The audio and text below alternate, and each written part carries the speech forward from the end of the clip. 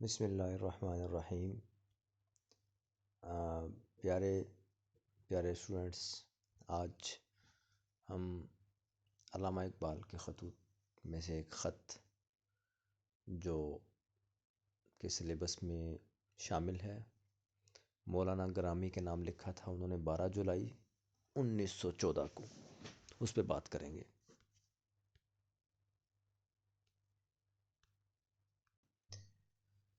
یعنی ہم نے اس سے پہلے غالب کا 1860 میں لکھا گیا ایک خط پڑھا تھا، وہ 160 سال پرانی اردو تھی، اور آج ہم کم و بیش 100 یا 105 سال پرانی اردو پڑھ رہے ہیں۔ اقبال کی اردو، اقبال تک آتے آتے اردو بہت تازہ ہو گئی تھی، بہت جدید ہو رہی تھی، اور اس میں سے بے شمار چیزیں نکھر کر مزید سامنے آ رہی تھیں۔ لاہور، 12 جولائی 1914۔ 1914 کا عرصہ، یعنی اقبال کی وفات اس سے بھی 14-15 سال بعد ہوتی ہے، اور اقبال ان آخری 14-15 سالوں میں بہت اہم کام کرتے ہیں۔ مولانا گرامی سے کہتے ہیں، جناب مولانا گرامی آپ کہاں ہیں؟ حیدرآباد میں یا عدم آباد میں؟ یہ بہت اہم بات ہے۔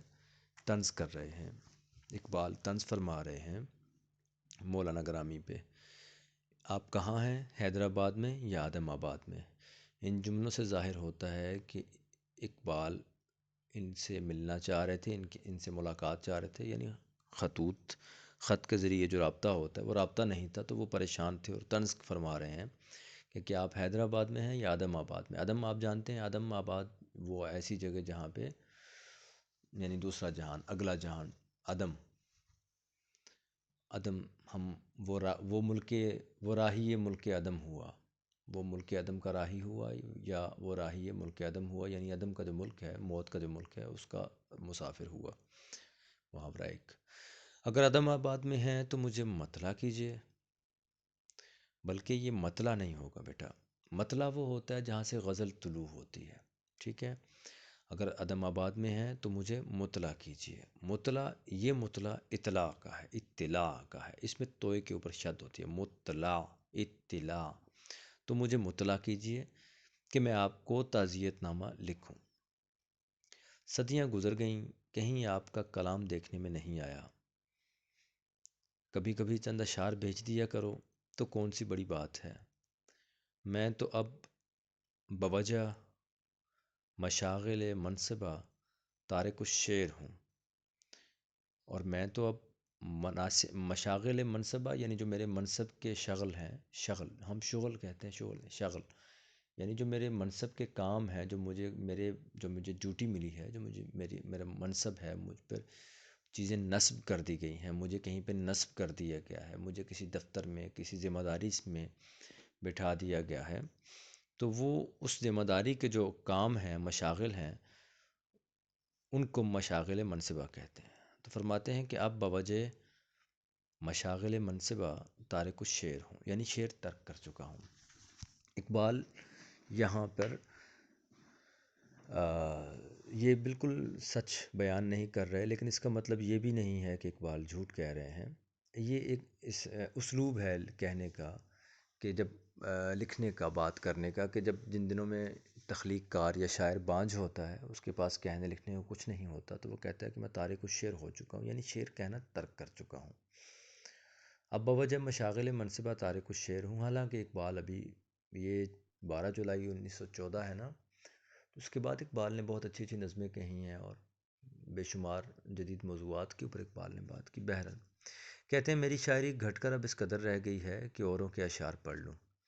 یہ آتا ہے، ایک فیض آتا ہے تخلیق کار کے اوپر، جس میں اس کی تخلیق گھٹ جاتی ہے، اس کی طرف اس کی توجہ بے شمار مسائل کی وجہ سے کم ہو جاتی ہے، اور پھر وہ سوچنے لگتا ہے کہ کہیں میں ٹھہر تو نہیں گیا، رک تو نہیں گیا، حالانکہ ایسا نہیں ہوتا، یہ چشمہ پھر سے جاری ہو جاتا ہے۔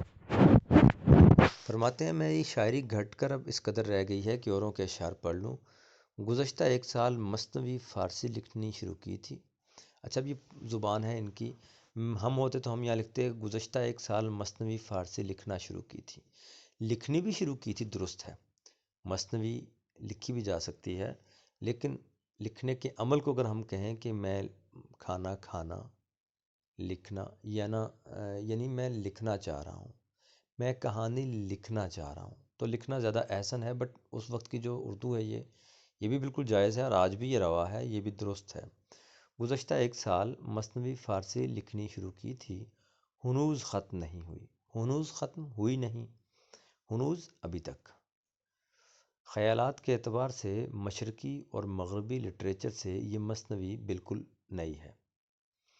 کہنا یہ چاہ رہے ہیں کہ خیالات کے یعنی موضوعات کے اعتبار سے، موضوع کے اعتبار سے، خیال کے اعتبار سے مشرقی اور مغربی ادب سے یہ مثنوی بالکل الگ ہے، جدا ہے. لیکن وہ کہہ رہے ہیں کہ یہ مثنوی بالکل نئی ہے. مثنوی ایک شاعری کی صنف ہے، جیسے غزل ہے، جیسے نظم ہے، جیسے مرثیہ ہے، جیسے حمد ہے، جیسے نعت ہے، جیسے سلام ہے، جیسے منقبت ہے، جیسے ہجو ہے. ایسے ہی مثنوی ایک شاعری کی صنف ہے. ہنوز ختم ہوئی نہیں. اچھا، مثنوی جو ہے یہ مولانا روم کی بہت معروف ہے. یہ تھوڑا سا آپ خود دیکھ لیجئے گا گوگل سے، یا سائٹ ریختہ.com سے دیکھ لیجئے گا کہ مثنوی، وہاں پہ آپ کو چیزیں مل جائیں گی. تھوڑا سا آپ کو مثنوی وہاں سے دیکھ لیجئے گا کہ مثنوی صنف میں ہوتا کیا ہے. لیکن آپ سے ملاقات ہو تو آپ کو اس کے اشعار سناؤ. لیکن آپ سے ملاقات ہو، مولانا سے کہہ رہے ہیں، گرامی سے، کہ یہ اس کے جو میں مثنوی لکھ رہا ہوں پچھلے ایک سال سے، یہ خیالات کے اعتبار سے مشرقی اور مغربی ادب سے، لٹریچر ادب سے یہ مثنوی بالکل مختلف ہے. لیکن آپ سے ملاقات ہو تو آپ کو اس کے اشعار سناؤں. مجھے یقین ہے آپ اسے سن کر خوش ہوں گے. کہیے ادھر آنے کا کب قصد ہے. اب ہم اس کو کیسے پڑھتے ہیں ہم لوگ؟ کہیے ادھر آنے کا کب قصد ہے. قصد نہیں ہے، قصد ہے، ارادہ ہے. کہیے ادھر آنے کا کب ارادہ ہے، میں ایک عرصے سے آپ کا منتظر ہوں. اچھا، یہ منتظر بھی ہے اور منتظر بھی ہے. اس کو لغت میں دیکھا تھا ہم نے. کبھی یہ حقیقت منتظر، کبھی یہ حقیقت منتظر. یہ بھی دیکھنا پڑے گا، لغت میں دیکھیے گا. اپنے اپنے موبائلز میں آپ کو میں لنک بھیجوں گا اسی ویڈیو کے کمنٹس میں. میں ایک لنک بھیجوں گا جہاں سے آپ آن لائن فرہنگ آصفیہ، جو اردو کا سب سے بڑا لغت ہے. یاد رکھیے، لغت مذکر ہوتا ہے، اردو کا بہت بڑا لغت ہے. آپ اس سے استفادہ کیجئے. میں اس کا لنک بھیج دوں گا، وہاں سے آپ آرام سے اس کو ڈاؤن لوڈ کر سکتے ہیں. کہتے ہیں کہ کہیے ادھر آنے کا کب قصد ہے، میں ایک عرصے سے آپ کا منتظر ہوں. خدا را جلد آئیے. سب سے بڑا کام تو یہ ہے کہ آ کر میری مثنوی سنیے اور اس میں مشورہ دیجیے. باقی خدا کے فضل و کرم سے خیریت ہے. امید ہے کہ بابا گرامی اچھا ہوگا اور نئے نکاح کی فکر میں اپنے آپ کو نہ گھلاتا ہوگا. بابا گرامی، اب یہ مولانا گرامی کے بیٹے کی بات ہو رہی ہوگی، یا ان کے کسی دوست کی، یا کزن کی، یا یقیناً ان کے رشتہ دار کی. میرے خیال میں یہ جملہ ہمارے لیے، اب جو اقبال کے خطوط جس نے زیادہ پڑھے ہوں گے، یا مولانا گرامی سے جو واقف ہوگا، وہ یہ بتا سکتا ہے کہ امید ہے کہ بابا گرامی اچھا ہوگا اور نئے نکاح کی فکر میں اپنے آپ کو نہ گھلاتا ہوگا. ان خطوط کا بنیادی مقصد آپ کو زبان سکھانا ہے. ٹھیک ہے، ان کا بنیادی مقصد یہ نہیں ہے کہ بابا گرامی کون تھے. یہ اس کے فروعی جزیات ہیں، اس کے فروعی نکات ہیں. بنیادی جو نکتہ ہے وہ یہ ہے کہ آپ کو زبان سکھانا ہے. آپ کو بتانا ہے کہ اردو آج سے 100 سال پہلے کیسے لکھی جا رہی تھی، اور پھر اقبال جیسا شاعر اردو کیسے لکھ رہا تھا. پھر اس کے ساتھ ساتھ چھوٹی چھوٹی تاریخ مرتب ہوتی ہے. یعنی کہ 1914 میں اقبال شاعری سے طائب ہو چکے تھے، یا گھبرا رہے تھے اور کہہ رہے تھے کہ میری شاعری گھٹ گئی ہے.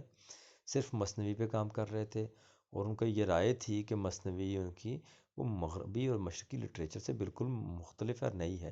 یہ ویسے بڑی حیرت کی بات ہے کہ مغربی اور مشرقی ادب سے اگر وہ مختلف تھی تو وہ مثنوی کیسی ہے. یہ دیکھنا چاہیے ہمیں. میں دیکھتا ہوں، اس پہ بات کرتا ہوں، کبھی کسی دوست سے بات کرتے ہیں، پھر اس کو تھوڑا دیکھتے ہیں. فرماتے ہیں گھر میں میری طرف سے سلام دیجیے گا. یہ بھی ایک جملہ ہے سیکھنے کے لیے، لیکن اس کا کوئی اس دور کی تہذیب سے، ادب سے یہ تعلق ہے کہ گھر والوں کو سلام بھیجا جاتا تھا، لیکن یہ کوئی اتنا اہم معاملہ نہیں ہے کہ ہم اس کو یا بابا گرامی کے نئے نکاح کے بارے میں ہم بھی فکر کریں۔ نکاح بنیادی طور پہ یہ ذاتی اس کا معاملہ ہے، اور آپ لوگ ابھی سیکنڈ ایئر میں ہیں تو آپ آگے چل کے آپ لوگوں کے بھی یہ معاملے ہو جائیں گے، اور یہ آپ کی ذات کے لیے بہت اہم ہے۔ یہ ہمارے لیے، آپ کے ٹیچر کے لیے یہ کوئی اتنی ضروری نہیں ہے چیز۔ خط کا جواب جلد لکھیے، اور یہ بھی کہ اپنے اشعار بھی بھیجیے۔ میری مراد تازہ افکار سے ہے۔ آپ کا خادم محمد اقبال۔ یہ جو آخری جملہ ہے یہ بڑی اہم بحث کو جنم دیتا ہے۔ کہتے ہیں خط کا جواب جلدی لکھیے، جی ٹھیک ہے لکھیں گے۔ اور یہ بھی، اچھا یہ جملہ غلط کر دیا انہوں نے، نیز کا مطلب ہوتا ہے اور۔ خط کا جواب جلدی لکھیے، اور نیز یہ، اور یہ، اب یہ نیز اور مزید کہہ دیتے نا، اور مزید یہ کہ اپنے اشعار بھی بھیجیے، تو درست تھا میرے خیال میں۔ اقبال نے اور، ویسے نیز کا مطلب تو اور ہے، لیکن انہوں نے یہاں پر نیز بمانی مزید باندھا ہے، تو ہمیں قبول کر لینا چاہیے ان کا۔ اگر فرنگ آصفیہ سے آپ کو میری گفتگو میں لگتا ہے کہ یہاں پہ میں نے کوئی لفظ غلط بولا ہے تو آپ بھی مجھے نیچے کمنٹ میں مطلع فرمائیے، تاکہ میں اگلے ویڈیو میں اس غلطی سے باز رہوں۔ جو مجھے ایک بات کرنی تھی آخری جملے پہ، کہ خط کا جواب، وہ بیچ میں ایڈٹ ہو گیا، خط کا جواب جلد لکھیے، اور یہ بھی کہ اپنے اشعار بھی بھیجیے، اور نیز یہ، بک میں لکھا ہوا ہے اور نیز یہ کہ اپنے اشعار بھی بھیجیے۔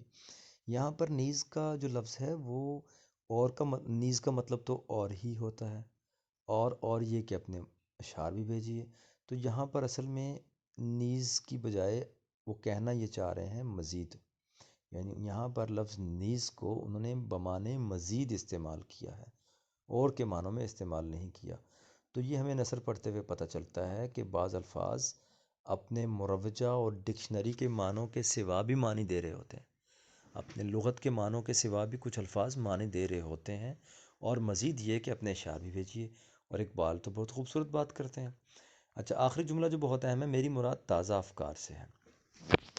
تو تازہ افکار، یہ مراد یہ ہے کہ زبان، شاعر جو ہے، ادیب جو ہے، وہ زبان کی خدمت کرتا ہے اور فکری اور شعوری حوالے سے کام کر رہا ہوتا ہے اپنی تخلیق میں۔